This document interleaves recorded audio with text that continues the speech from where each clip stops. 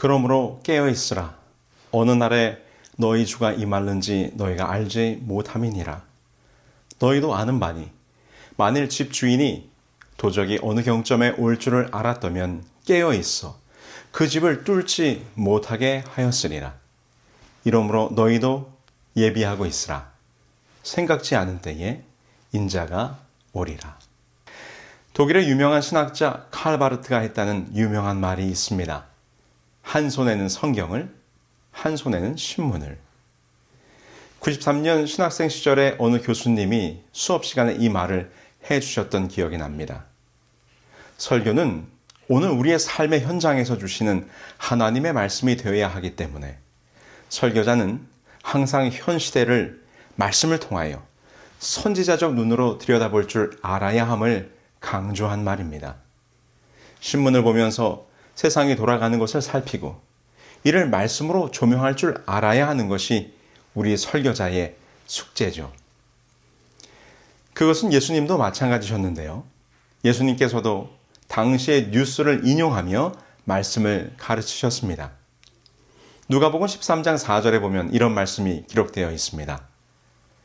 또 실로암에서 망대가 무너져 치어 죽은 18사람이 예루살렘에 거한 모든 사람보다 죄가 더 있는 줄 아느냐? 당시 실로암 연못 근처에 있던 망대가 무너져 사람이 죽었다는 뉴스를 인용하며 이렇게 사고로 죽은 것이 그들의 죄와 관계가 있는 것인가에 대한 가르침을 주고 계시는 것이죠. 이것뿐만 아니라 많은 가르침과 비유들이 당시 사람들이 살아가던 그들의 삶의 자리에 있는 일들을 언급한 것입니다.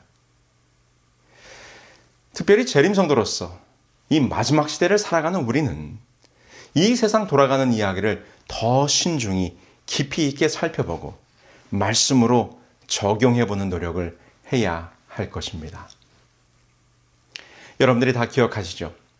얼마 전 7월 13일 저녁 펜실베니아주에 있는 버틀러라는 도시에서 트럼프 현 공화당 대선 후보가 선거 유세 도중에 적용을 당하는 사건이 있었습니다.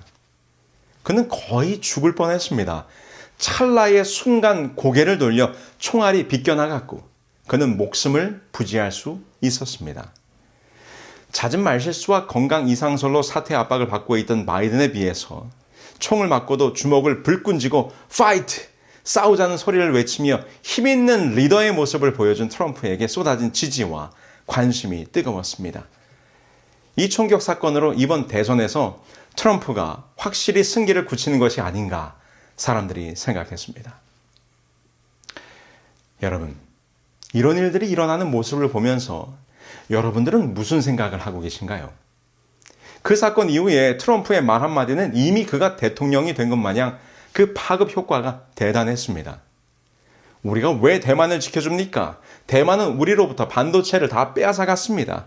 그 한마디에 이 반도체 관련 주식들이 급락하고 연준을 향해서 대선 이전에는 금리 인하는 하지 말라고 견제구를 날리는 이야기들을 보면서 트럼프가 당선이 되면 경제가 어떻게 될까를 고민하고 계신가요? 아니면 이민법과 관련하여 트럼프가 되면 이민자로서 살아가는 우리들에게 어떠한 영향이 있을까를 염려하고 계신가요? 당연히 우리가 지금 미국 땅에서 살아가고 있으니까요. 그러한 일들을 염려하고 걱정하는 것은 당연한 것이겠죠. 그런데 여러분, 그런 것 말고요. 재림성도로서 특별히 마지막 시대를 살아가고 있는 남은 자손으로서 이러한 사건들을 어떻게 봐야 하는가 하는 것입니다. 어머, 그런 일이 있었대 하고 그냥 아무 생각 없이 넘어가면 안 되죠. 우리는 이 마지막 시대의 남은 자손으로서 시대의 징조를 살피고 깊이 고민해야 합니다.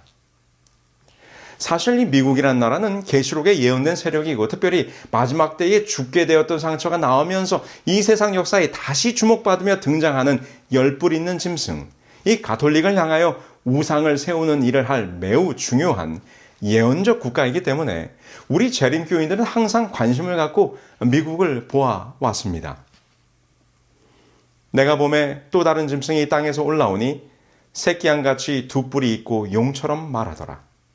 저거 먼저 나온 짐승의 모든 권세를 그 앞에서 행하고 땅과 땅에 거하는 자들로 처음 짐승에게 경배하게 하니 곧 죽게 되었던 상처가 나은 자니라. 이 구교의 핍박을 피하여 신대륙의 종교 자유의 기치를 세우며 등장한 어린 양 같은 미국이 다시 가톨릭과 연합하게 될 것인가가 늘 관심의 주제였습니다. 이 미국과 교황권의 동맹이 어떻게 이루어질 것인가? 대표적으로 그동안 수많은 계시록 연구에서 언급된 사건이 바로 이 레이건 대통령과 요한 바오로 2세의 만남과 그 만남이 이루어지게 된 두 사람의 암살 시도 사건이었죠. 1982년 바티칸에서 이 미국 대통령 레이건과 교황 요한 바오로 2세가 만났습니다. 이 두 사람의 만남은 비밀리에 성사되었고 10년 이상 그 비밀이 유지되었었습니다. 그러다가 1992년 2월 24일자 타임 잡지에서 두 사람이 만났던 기사가 상세하게 보도되었고 이 표지 제목은 거룩한 동맹, Holy Alliance였습니다. 그 기사의 내용을 보면 교황은 1981년 총격을 당했고 6주 후에 레이건도 총격을 당했는데 이것이 이 두 사람이 만나게 되는 중요한 계기가 되었다는 것입니다. 레이건과 요한 바오로 2세는 그들의 첫 번 만남에서 좀 특별한 이야기를 나누었다. 1981년 6주의 간격을 두고 발생한 암살 음모에서 살아났다는 이야기였다. 그리고 둘 다 하나님께서 그 두 사람을 통해서 이루시고자 하는 어떤 특별한 사명이 있기 때문에 구원해 주셨다고 믿었다. 그리고 그들은 그렇게 살아난 것을 기적적인 사실로 받아들였다. 그런데 충격적인 것은요, 교황 요한 바오로 2세의 저격 사건은 조작된 것이었다는 거죠. 조선일보 1994년 8월 8일자에는 다음과 같은 기사가 실렸습니다.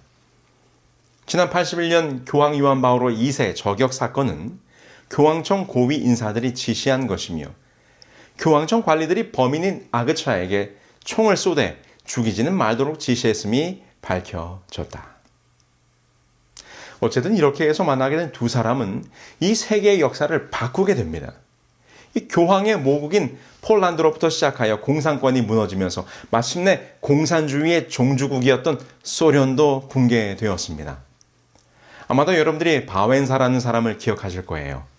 폴란드 노동운동가의 등장으로 이 동유럽의 공산국가들이 무너지면서 로마 교회는 이 공산권 치하에 있던 수백만의 가톨릭 신자들을 얻게 되었고 이 미국은 세계 유일의 강대국이 되어 이 소련 없는 세계를 마음대로 뒤흔들 수 있는 여건이 조성된 것이었죠. 소련이 무너짐으로 이 미국이라는 나라가 슈퍼파워, 그 이상의 하이퍼 파워를 가지고 온 세상을 정치적, 경제적, 군사적으로 장악하여 이제 계시록 13장의 예언, 무서운 괴물과 이 새끼양 같은 미국이 하나가 되고 드디어 짐승의 우상을 세우는 일이 곧 일어날 것이라고 우리는 예언을 해석했고 적용했습니다. 그럼 이제 이 두 짐승이 하려는 일이 무엇입니까? 그것은 우상을 만드는 것입니다. 짐승 앞에서 받은 바 이적을 행함으로 땅에 거하는 자들을 미혹하며 땅에 거하는 자들에게 이르기를 칼에 상하였다가 살아난 짐승을 위하여 우상을 만들라 하더라. 저가 권세를 받아 그 짐승의 우상에게 생기를 주어 그 짐승의 우상으로 말하게 하고 또 짐승의 우상에게 경배하지 않은 자는 몇이든지 다 죽이게 하더라. 우상이란 무엇입니까?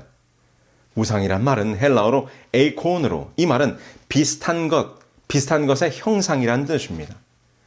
이 우상의 의미는 비슷한 모양 혹은 분신을 말하는 것이죠. 그래서 짐승의 우상은 짐승의 복사품이라는 말입니다. 그래서 지금 계시록 13장에 무서운 짐승과 새끼 양이 만들려는 것은 이미 과거에 있었던 그 짐승의 모습, 그것과 똑같은 복제품을 오늘날 이 시대에 만들려고 한다는 그런 의미인 것이죠. 오늘 제가 계시록 강의를 자세하게 하려는 것이 아니기 때문에 바로 결론적으로 말한다면 이미 중세시대에 등장했던 짐승의 모습, 곧 타락한 종교 로마 교회가 제국 로마의 세속적 권력을 장악하여 이 세상을 좌지우지하던 이 중세 로마 교황권과 같이 다시금 타락한 종교가 이 정치의 힘을 입어 세상을 좌지우지하게 되는 모습으로 등장하게 될 것이라는 것을 지금 요한계시록 13장에서는 보여주고 있는 것입니다. 자, 그럼 이것이 어떻게 이루어질 것이냐? 그래서 미국 내 기독교 보수 세력들이 대선 때마다 누구를 지지하느냐에 우리는 관심을 가졌었죠. 그동안 계시록 13장 예언 강의에서 많이 들어보셨던 이 모럴 메조리티라고 하는 이 보수 기독교 단체를 아실 것입니다. 1979년에 설립된 정치단체인데요. 이 모럴 메조리티를 창설한 제리 폴 웨이는 레이건 당선에 아주 중요한 역할을 했었습니다. 그리고 1989년에 비록 해체되었지만 그 뒤를 이어서 크리스천 콜레이션과 같은 보수 기독교 정치단체들이 여전히 같은 목표와 목적을 가지고 활동하고 있습니다. 그럼 이들이 하려는 일이 무엇입니까? 그렇습니다. 기독교적 가치와 정신이 반영된 정책들을 법제화하려는 노력을 하는 것입니다. 크리스천 콜리션도 조지 부시 대통령을 강력하게 지지했었죠. 이 제리 폴 웰은 말하기를 미국이 도덕적으로 타락했기 때문에 하나님이 미국을 보호하던 손을 거두었다. 그래서 이 타락해가는 세상을 바로잡기 위해 기독교의 가치를 담은 정책을 법률화하여 강제적으로라도 이 세상의 타락을 막아야 한다는 논리를 펴는 것이고 그들의 목적을 수용하는 사람을 대선에서 그들이 지지하는 것입니다. 이런 내용들은 지금 현재 지금의 대선에서도 쉽게 찾아볼 수 있어요. 지난 2월 20일자 폴리티코라는 신문에 나온 기사인데요. 제목이 이렇습니다. Trump lies prepare to infuse Christian nationalism in second administration. 이 트럼프의 동맹, 이 제2 2기 행정부에서 기독교적 민족주의 주입을 준비하고 있다. 여러분 지금 사진 속의 사람은 러셀 모트라는 사람으로 지난 트럼프 행정부에서 관리 예산국장을 했던 사람입니다. 현재는 트럼프 진영의 주요 보수적 싱크탱크인 Center for Renewing America의 회장이에요. 근데 여러분 이 기사를 읽어보시면 이 트럼프 진영이 아주 광범위하게 보수 기독교적 정책을 펼치도록 하기 위해서 노력하고 있음이 상세하게 설명되어 있어요. 이 기사의 내용 중에 한 가지만 예를 들어보죠. 일부 주에서는 이미 법률에 성경적 원칙을 주입하려는 노력이 진행 중입니다. 텍사스에서 기독교 보수주의의 지지자들은 의회에 압력을 가해 공립학교가 모든 교실의 10계명을 계시하도록 요구했습니다. 여러분 지금 이와 같은 내용이 미국에서 진행이 되고 있어요. 지난 6월 20일자 퍼브스의 기사입니다. 루이지애나가 공립학교 교실의 10계명을 계시하도록 하는 첫 번째 주가 되었다는 내용입니다. 이 법률에 보면 유치원부터 대학교까지 모든 교실과 강의실에 뚜렷하고도 분명한 글씨로 10계명을 기록한 포스터를 걸어두라고 명령하고 있습니다. 여러분, 세상이 타락해가고 있으니 우리 자녀들을 교육하기 위해 하나님의 10계명을 모든 교실에 걸어두도록 하자. 여러분, 이거 좋은 겁니까? 나쁜 겁니까? 네, 당연히 기독교적 신앙을 하고 있는 우리들의 입장에서 볼 때는 좋은 일이죠. 그런데 여러분, 사단은 참 교묘합니다. 사단이 하는 일이 그렇게 만만하지가 않아요. 여러분, 우리는 바리새인들이라고 하면 그들을 비웃죠. 율법주의자들, 겉과 속이 다른 회칠한 무덤 같은 위선자들이라고요. 그러나 왜 바리새인들 같은 사람들이 나왔는지 아십니까? 남방유다가 멸망하고 70년 세월 바벨론에서 포로 생활을 하고 돌아왔는데 그들이 하나님의 선택된 백성인데도 불구하고 왜 멸망하고 포로가 되었을까? 가만히 그들의 삶을 되돌아보니 구약의 선지자들이 계속해서 경고한 것처럼 하나님의 율법을 지키지 않았기 때문임을 그들이 절실하게 깨닫게 됩니다. 그래서 그들이 더욱 열심히 정확히 분명히 하나님의 율법을 지키기 위해 노력한 것입니다. 여러분 느헤미야 10장에 보면 그들이 하나님의 율법을 곧이곧대로 지키기로 맹세하는 장면이 나오지 않습니까? 여러분 그래서 결론적으로는 바리새인들과 같은 사람들이 나오는 거예요. 여러분 하나님의 율법에 철저하고자 하는 그들의 동기와 의도가 나쁜 것입니까? 아니요. 그렇지 않습니다. 그런데 그것이 변질된 것이죠. 인간의 노력으로 자신의 공로로 의의를 쌓으려고 하는 신앙으로 변질되어 버린 것입니다. 여러분 공립학교에 10계명을 걸어두게 하는 것이 나쁜 것입니까? 아니요. 그렇지 않습니다. 그러나 이렇게 신앙과 믿음을 법으로 강제한다고 하는 것이 얼마나 위험한 일인가를 우리는 알아야 하는 것이죠. 좋아 보이는 것 그 속에 사단의 교묘함이 숨어 있는 것입니다. 그냥 보기에는 동성연애를 금지하고 낙태를 금지하고 십계명을 계시하게 하고 공립학교 수업 시간에 기도하게 하는 내용들을 보면 기독교인 입장에서 참 좋은 일이라고 생각할 수도 있지만 이것이 종교와 정치가 결탁하여 종교적 법률을 강제하게 하는 짐승의 우상의 모습이라는 것을 우리는 분명히 깨닫고 알고 있어야 하는 것입니다. 여러분, 결국에 이것이 무엇으로 연결됩니까? 그렇죠. 일요일 휴업령. 일요일을 강제로 휴무하게 하고 일요일을 가정의 날, 예배의 날로 법률을 정하게 하려는 것입니다. 지난 6월에 한국에서 일요일 강제 휴무법을 추진하겠다는 내용이 발표되면서 우리 재림교인들의 카톡으로 이 소식이 빠르게 전파되었던 일이 있었습니다.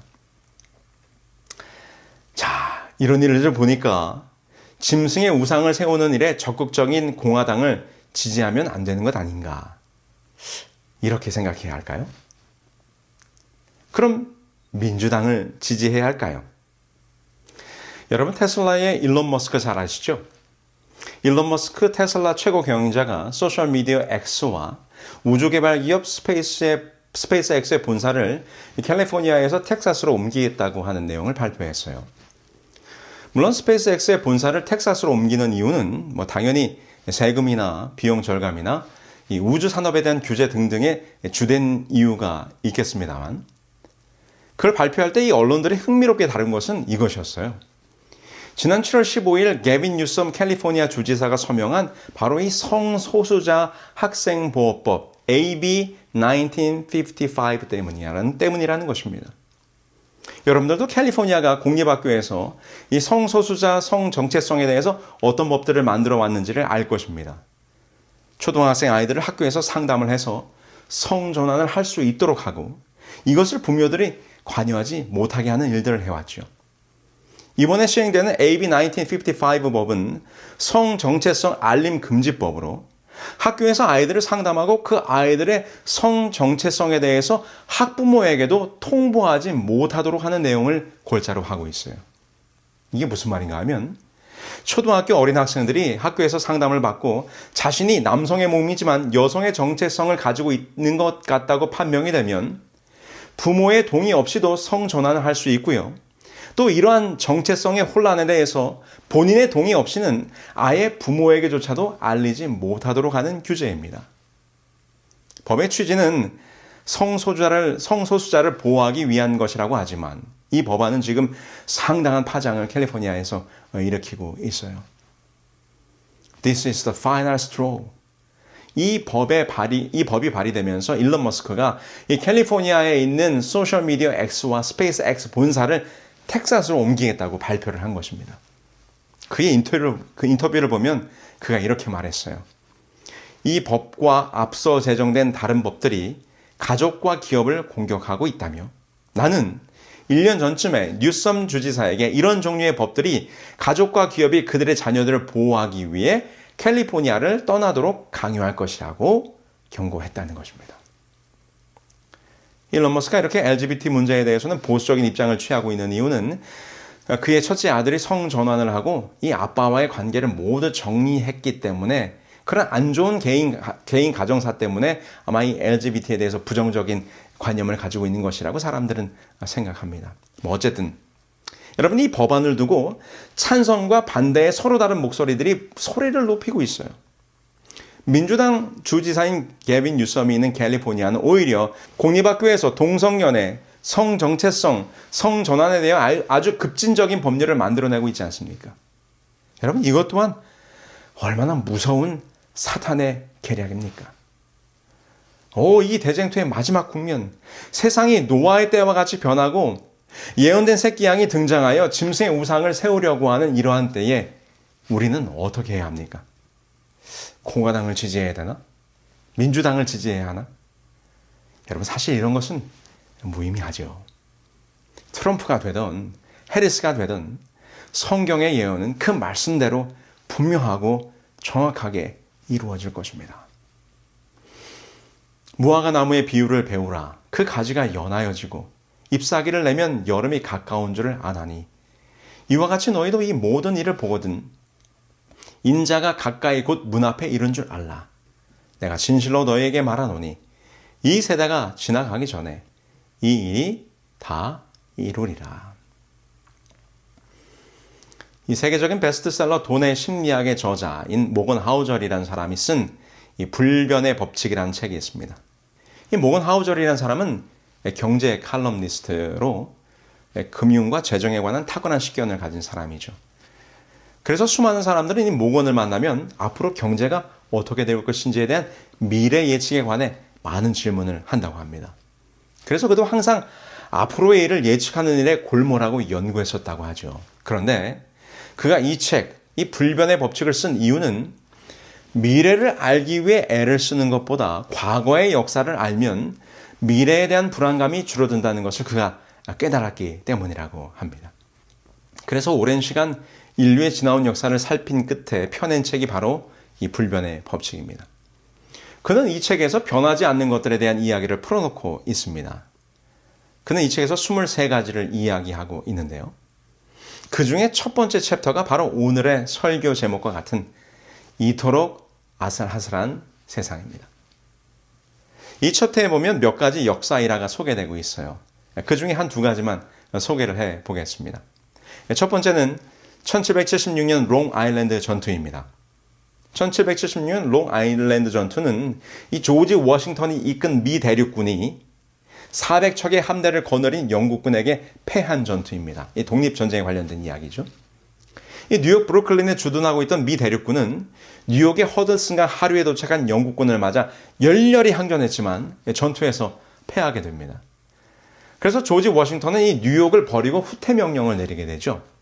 이때 영국군은 퇴각하는 미 대륙군을 섬멸하기 위해서 강 상류로 배를 진격시키려고 했지만 그날 밤 강한 비바람이 역풍으로 불어서 이 배들이 강 상류로 올라가지 못하게 되고 미 대륙군은 이 틈을 이용해서 뉴욕을 무사히 빠져나오게 됩니다.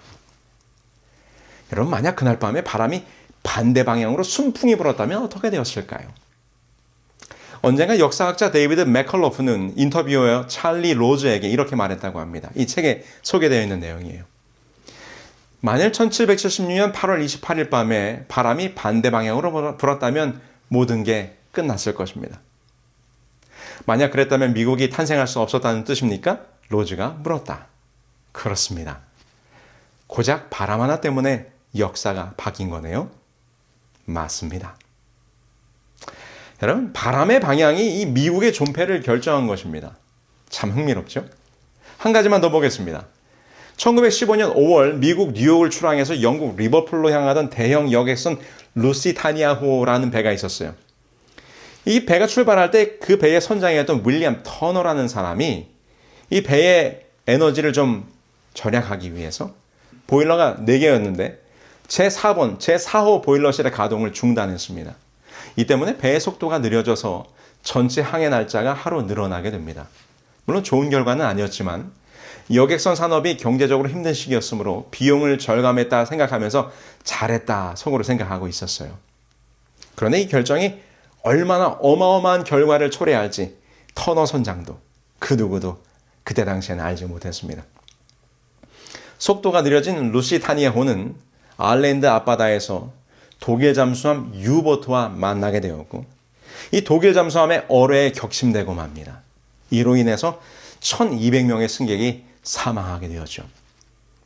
이 사건은 미국인들의 분노를 자극하게 되었고 미국이 제1차 세계대전에 참전하게 되는 중요한 계기가 됩니다. 만약 제4호 보일러실이 가동됐다면 이 배는 켈트해에서 독일 잠수함과 경로가 교차하기 하루 전에 리버풀에 도착했을 것이다. 그랬다면 어뢰 공격을 피했을 것이다. 그랬다면 미국은 이후 20세기 역사의 흐름을 완전히 바꿔놓은 전쟁에 참전하지 않았을지도 모른다. 이 책에서 저자는 이렇게 말합니다. 비슷한 사례는 찾으려고만 들면 끊임없이 찾을 수 있다. 아주 하찮고 아무것도 아닌 요인이 다른 방향으로 움직였다면 역사 속의 큰 사건들은 지금 우리가 아는 것과 전혀 다른 결과를 맞았을 것이다.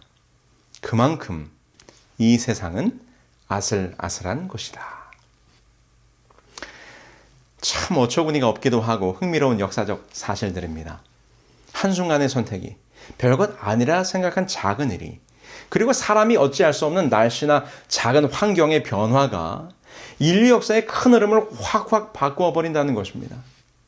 이것을 보고 모건 하우저는 말하기를 인류 역사가 이 세상에 참으로 아슬아슬하다라고 표현하고 있는 것이죠. 저는 최근에 이러저러한 뉴스들과 계시록 13장의 예언들, 그리고 이 모건 하우저의 책을 읽으면서 이런 생각을 했습니다. 정말 세상은 아슬아슬하다. 작은 일 하나 때문에 큰 역사의 사건들이 일어나기도 하고 바뀌기도 한다. 레이건의 저격 사건 때문에 교황과 미국이 소련을 무너뜨리는 데 연합하게 되었죠. 트럼프의 저격 사건이 이 세상 역사에 또 어떻게 영향을 미칠지 지금은 알 수 없지만 분명 후에는 뭔가를 알게 되겠죠. 이렇게 어떻게 될지 모르는 말 그대로 급변하는 세상의 일들을 보면서 세상은 아슬아슬하다라는 모건 하우저의 표현이 정말 마음에 와 닿았습니다. 그러면서 제 마음속에 드는 생각은 이처럼 세상의 역사는 아슬아슬하지만 참으로 하나님의 말씀은 얼마나 분명하고 확실한가. 다니엘서에 기록된 세상 역사의 흐름과 다니엘 8장 9장에 예언된 이 2300주에 예언된 역사의 시간표와 사건들, 이 모든 것이 분명히 이루어지지 않았습니까? 아까 언급한 것처럼 바람의 방향 하나만 바뀌어도 증기선의 보일러 4개 중 하나만 운영하지 않았는데 그것 때문에 세상 역사의 흐름이 완전히 뒤바뀌고 말았어요. 그런데 우리는 감히 예측할 수 없는 수많은 변수와 변화들이 있는 이 세상 역사에 대하여 성경은 정확히 때와 사건을 예언하고 그것이 성취되어졌음을 우리가 확인하지 않았습니까? 여러분, 이 얼마나 놀라운 일입니까? 예수님의 말씀을 다시 한번 더 읽어보십시다. 무화과 나무의 비유를 배우라. 그 가지가 연하여지고 잎사귀를 내면 여름이 가까운 줄을 아나니 이와 같이 너희도 이 모든 일을 보거든 인자가 가까이 곧 문 앞에 이른 줄 알라. 내가 진실로 너희에게 말하노니 이 세대가 지나가기 전에 이 일이 다 이루리라. 성도 여러분, 세상의 역사는 아슬아슬합니다. 세상이 어떻게 돌아갈지 아무도 모릅니다. 감히 예측하거나 예단할 수 없는 복잡하고 혼란한 시대에 지금 우리가 살고 있습니다. 이러한 때에 우리는 재림성도로서 어떻게 살아야 합니까? 세상의 소식들을 들으면서 우리는 무엇을 보아야 합니까? 오늘 주님께서 주신 이 말씀이 이 시대를 살아가는 우리에게 주시는 말씀임을 기억하시게 되길 바랍니다. 그러므로 깨어있으라. 어느 날에 너희 주가 임할는지 너희가 알지 못함이니라. 너희도 아는 바니 만일 집주인이 도적이 어느 경점에 올 줄을 알았다면 깨어있어 그 집을 뚫지 못하게 하였으리라. 이러므로 너희도 예비하고 있으라. 생각지 않은 때에 인자가 오리라. 깨어있으라. 깨어있으라 말씀하십니다. 도둑이 어느 경점에 올 줄을 미리 아는 사람은 두렵거나 겁나지 않습니다. 그리고 그것을 예비할 수 있는 것입니다. 그래서 우리는 더더욱 이 시대에 말씀으로 깨어 있어야 합니다. 사도 요한은 요한계시록의 증언을 우리에게 주면서 예수님의 말씀을 받아 이렇게 우리들에게 말씀하셨습니다. 이 예언의 말씀을 읽는 자와 듣는 자들과 그 가운데 기록한 것을 지키는 자들이 복이 있나니 때가 가까움이라. 말씀을 읽는 자, 듣는 자, 그것을 지키는 자들은 복을 누리게 될 것입니다. 성도 여러분, 때가 가까울수록 우리는 더욱 말씀으로 깨어 있어야 할 것입니다. 이토록 아슬아슬한 세상에서 분명하고도 확실한 예언의 말씀으로 깨어 준비하시는 우리 모두가 되기를 간절히 소망하면서 오늘 말씀을 마치겠습니다. 하늘에 계시는 저희들의 아버지 하나님, 오늘날 이 마지막 때에 세상에 돌아가는 여러 소식들을 듣게 되면서 정말 주님의 마지막 재림의 때가 가까움을 우리는 깨닫게 됩니다. 오늘 우리가 함께 나눈 말씀처럼 이 불안하고 아슬아슬한 세상에서 우리의 믿음을 결코 변하지 않으며 반석 같은 예수 그리스도의 말씀의 기초 위에 놓을 수 있도록 도와주시며 더욱 이 마지막 시대의 예언의 기별을 살펴 주님의 재림을 준비하고 그 재림의 소식을 땅끝까지 전하는 믿음의 백성들로 살아갈 수 있도록 축복하여 주시옵기를 우리 주 예수 그리스도의 이름으로 기도합니다. 아멘.